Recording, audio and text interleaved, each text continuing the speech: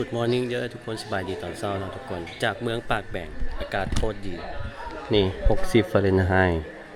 อันนี้อยู่เวียง69หลวงพระบาง58หลวงพระบางนะก่อนนะเขาไล่เป็นเซลเซีย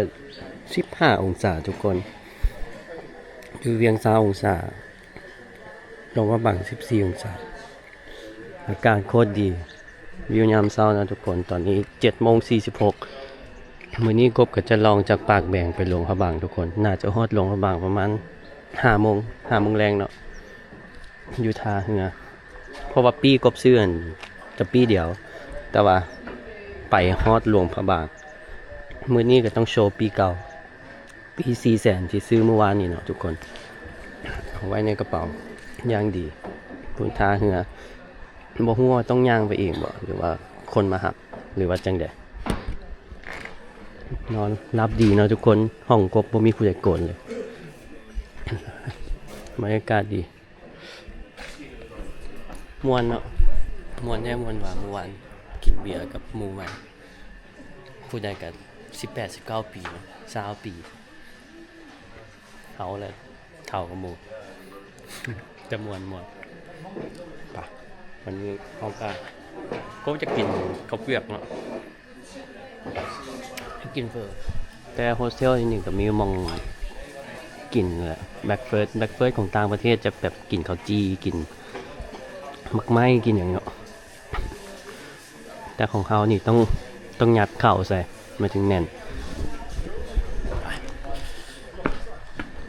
โอ้มีรถมาหับเลยทุกคนมีรถอันใดอันนี้มาหับคือว่า100,000นี่มันค่ามองพักทุกคนโฮสเทล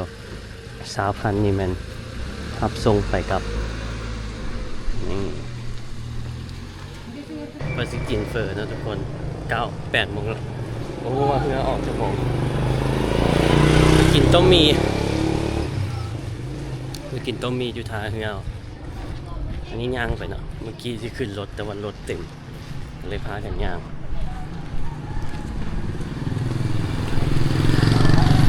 ก็เห็นเขาจีปาเต้อย่างเนาะแต่ยุ่งแฮมันแต่อยู่โฮสเทลมีให้สั่ง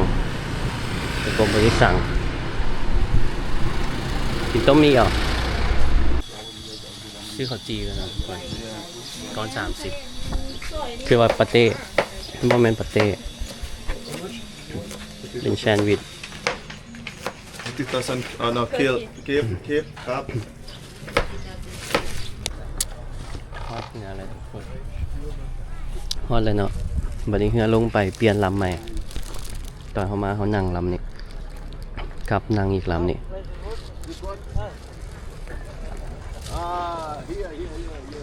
วิวโคตรดีว้าวเลยนะ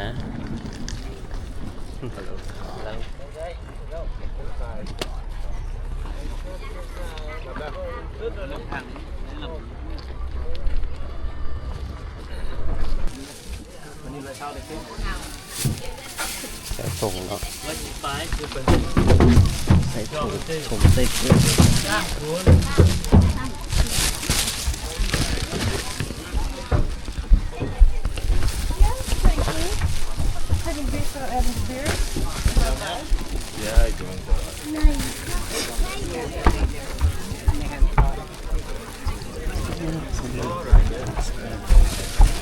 วันนี้เอากระเป๋าไว้หลัง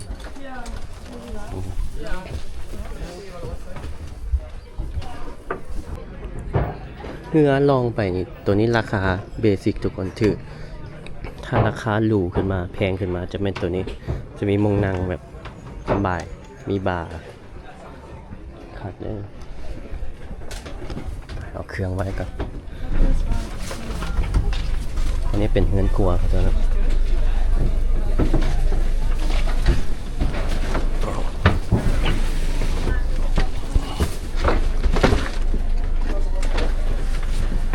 ป้านี่ได้บ่อยได้เข้าไปเลย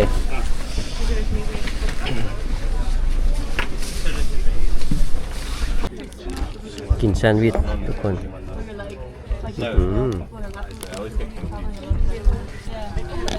Ready? Sandwich. Yeah, sandwich. How is it? แซ่บ Zap Zap is mean delicious Damn. Zap Okay, fair. Start this like British Liam Gallagher. หมดนี้กวนตีนทั้งหมดพวกมีการเซ็กได้นะเซ็กปีนี่ปีกลับเนาะหลวงพระบางจะจำใส่ ตอนกลับนี่เลือกนั่งเลยนะตามสบายเลยทุกคนมองได้ว่างกันนั่งเลย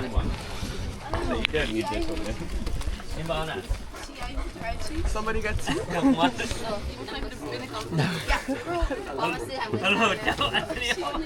He's gonna notice it.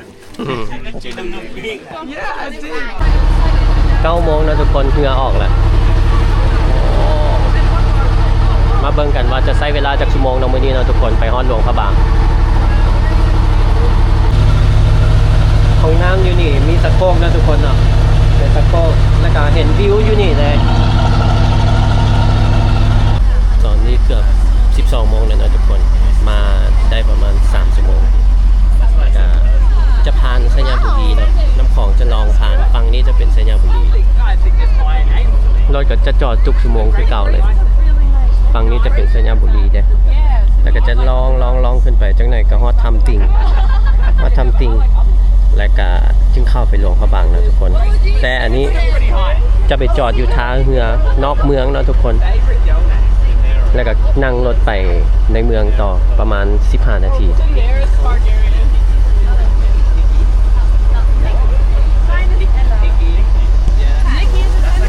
เงาเนาะเขาเจ้าล้มกันก็อยากล้มภาษาอังกฤษอยู่แต่ว่าเขาบ่เข้าใจเขาบ่เก่งเลยเขาเจ้าดีเกมพวกก็บ่เข้าใจเลยมีแต่เบิ่งเลยกันยิ้มไม่แห้งเนาะยิ้มบางคำก็เข้าใจทุกคนแต่ไม่ได้เข้าใจทุกคำ Okay, what color would I be? You? Yeah. No, it's a number. อันนี้มันตังเสริมทุกคนเราจะแวะตามท่าเรือแคมป์เลยที่ชาวบ้านกับกวกมือเอาโอ้น้ำแห้งเลยชาวบ้านพวกที่ไปหลวงพระบางครับขึ้นเรือมาแล้ว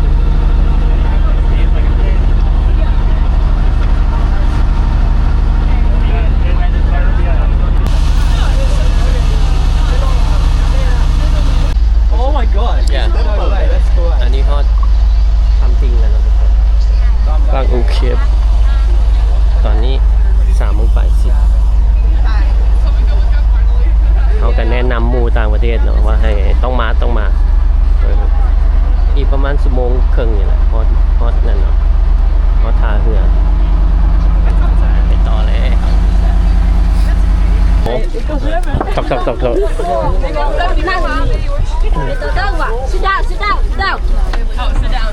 Sit down. sit down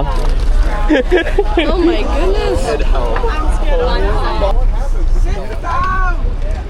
เข้าเลยทุกคนตอนที่น้ำเข้านะทุกคนตอนนี้กบกับมีสติกบกับแลนว่าเอ้ากระเป๋าก็เลยมุ่นไปเอากระเป๋าทุกคนนี่เรื่อยนี่แล้วก็เฝ้านี่กบกับข้ามมาก่อนเนาะไม่ได้ถ่ายคลิปตอนนั้นชุลมุนหนีตายนะทุกคนว่าง่ายๆนะ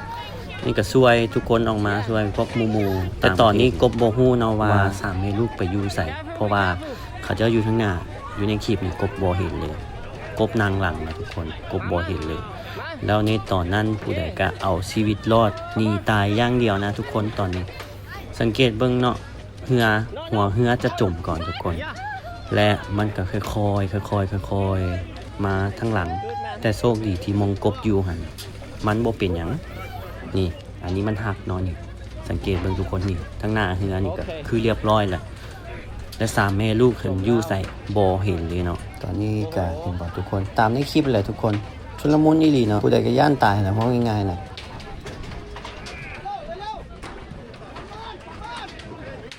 โจเฮ้ย Ê, mà xoay thân nhau đi, mà xoay thân nhau đi. หลังจากที่ทุกคนขึ้นมาเรือลำนี้แล้วนะทุกคนเนาะและเรือลำตัวนี้นี่นะกะน้ำเข้าโซเฟอร์ก็เลยว่าต้องเข้าฟังก่อนด่วนแล้วก็อพยพทุกคนเนาะ เข้าไปในฝั่งตอนนี้บางคนก็ให้แตกตื่นไว้นะทุกคนเบิ่งสภาพแบบเสียอย่างเนาะบางคนก็เปียกเบิดบางคนกระโดดลงน้ำโอเคโกจ้ะ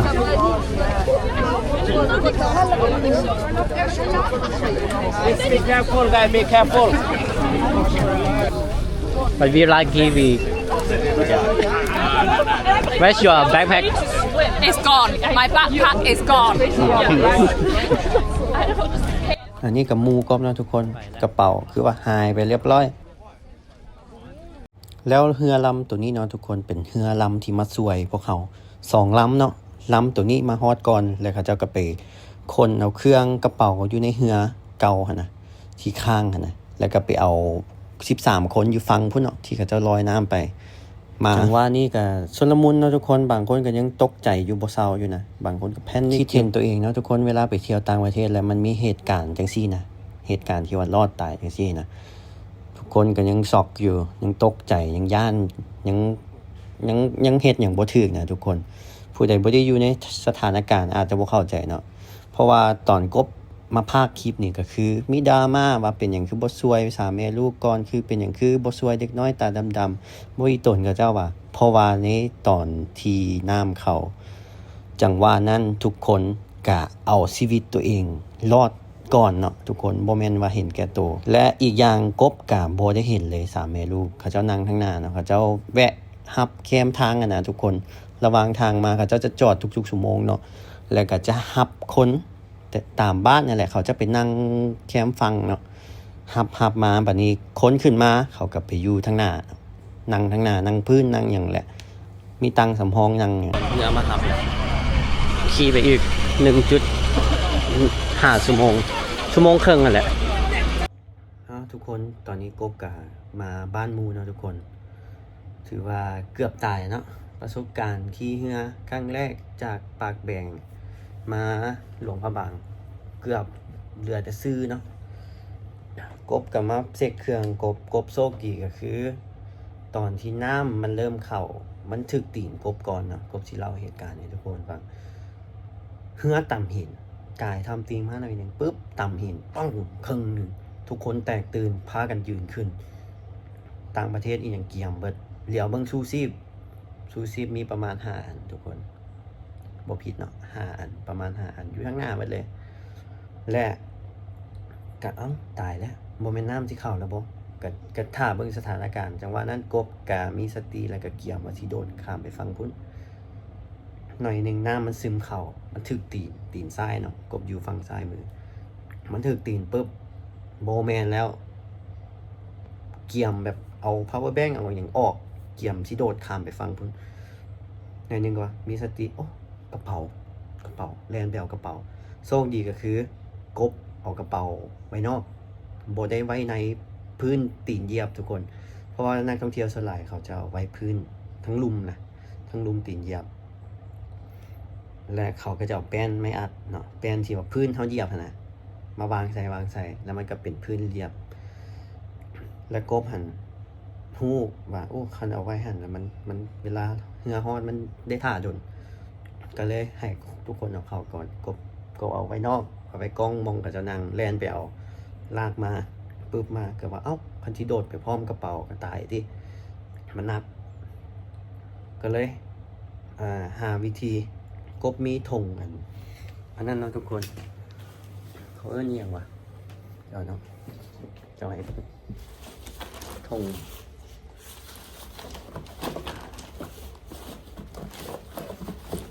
งที่ใส่เครื่องในฤดูฝน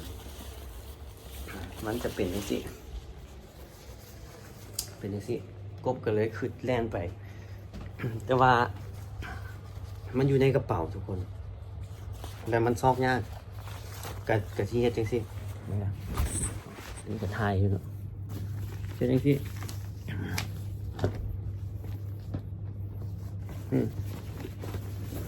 นี่ตอนนั้นมีสติเนาะกบว่าสิเฮ็ดจังซี่แล้วก็เอาใส่แขนจังซี่มันมี2 อันทุกคนแล้วก็ที่หอบกระเป๋ากอดไปก็ว่ารอดจังหวะนั้นคึดจังซี่แต่โชคดีก็คือเดี๋ยวเบิ่งเหือ เดี๋ยวเบิ่งเฮือปุ๊บเฮือมาสวยกบกระทาก่อนหน้ามันก็เริ่มขึ้น ประมาณเกือบซ้ำหัวเขาจังหวะนั้นข้ามไปก่อนหมู่เลยเฮือมาฮอดมาแตะปุ๊บข้ามไปแล้ว ตอนนี้เฮือมันก็เริ่มจมแล้วมันเริ่มต่ำลงทางหน้ามันจะเริ่มจมแล้วทุกคนข้ามไปเฮือปุ๊บมีสติก็เลยโอ้ต้องสวยคนก็เลยถ่ายคลิปพร้อมแล้วนะก็สวยคนตามที่ทุกคนเห็นอยู่ในคลิปนั่นแหละและหลังจากนั้นกับโบฮู้เนาะว่าคนเป็นจังใดครบหรือบ่ครบและคนลาวที่เขาเจ้านับก็นับตามแต่ปีที่ว่าทุกคนที่มีปีแต่ปากแบ่งฮอดหลวงพระบาทเพราะว่าเขาจะมีปีเนาะคือกบก็จะมีปีแล้วเขาจะมีข้อมูลว่าจากคนแล้วคนระหว่างทางคนลาวที่หับระหว่างทางก็คือบ่มีปีทุกคนเพราะเป็นทางผ่านแล้วก็เขากวักมือจะกลับหลวงพระบาทนะครับก็ขึ้นแล้วก็บ่ฮู้แน่นอนว่ามีจักคนหลังจากนั้นเฮือมาสวยเฮาก็ลงไปเนาะก็ตามในคลิปนั่นแหละลงไปก็พากันนับกบกระแปลภาษาไทยคนลาวอยู่หันเว้าอังกฤษบ่เป็นกบก็ต้องเป็นทรานสเลทแปลเฮือมาหับเข้าเมืองปุ๊บเซ็นจะมีข้อมูลพวกกบเนาะเซ็นแล้วก็จึงกลับบ้านยืนยันว่าเฮาปลอดภัยแกอีตนพวกฝรั่งแหละพวกฝรั่งพาสปอร์ตกระเป๋าคือหมู่กบกับคนฝรั่งกับพาสปอร์ตอยู่ในกระเป๋าหายเลยมีแต่เครื่องเป่าแล้วมาในเมืองนี่ก็คือกระถามว่าสิไปซื้อเครื่องใหม่เฮาก็แนะนำห้านให้กบก็โชคดีที่ว่าเครื่องครบกันอันนี้อย่างเดียวทุกคนนี่เป็นตาออกเล่เนาะนี่เป็นตาออกเล่ขาหักราคาเดียวนี่อันนี้ก็เป็นของนอกกายนะทุกคนหาไม่ได้ออกเล่ไม่ได้เสียดายจังหน่อยเลยเสียดายชีวิตหลายตอน ถือว่ารอดปลอดภัยเนาะทุกคนก็เป็นประสบการณ์ที่บ่มีวันลืมมันแหละลองเรือมากับวิวดีเนาะก็คิดลึกๆในใจอยู่ว่าโอ้ขี้หินหลายคันต่ำขี้หินนี่เฮ็ดจังได๋แต่โชคดีก็คือมันต่ำอยู่แถวทำติงมันจะมีเรือขึ้นเรือลงกายเรือนักท่องเที่ยวเนาะดีที่โชคดีที่มีเรือมาช่วยคันมันต่ำอยู่ละแวกหินแถวบ่มีสัญญาณอยู่เหนือทำติงขึ้นไปตั้งแต่ระหว่างอุดมไซด์ลงมานะก็คือสิตายหลายคนล่ะคันต่ำอยู่ละแวกถึงเนาะตายหลายคนอีหลีขี้หินหลายเนาะทุกคนเจอกันคลิปหน้าทุกคนเดี๋ยวกบสิมาเล่าละเอียดเนาะคลิปต่อไปบ๊ายบายคลิปนี้ก็เป็นการเดินทางมา มื้อที่2เกือบตาย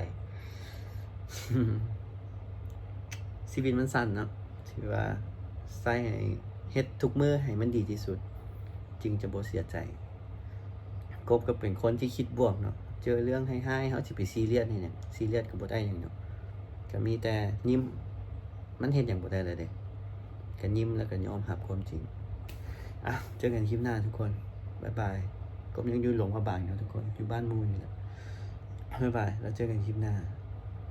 ถ้ามาคลิปนี้กดไลค์กดแชร์กดติดตามนะที่สำคัญห้ามสคิปโฆษณาทุกคนบ๊ายบายไปก่อน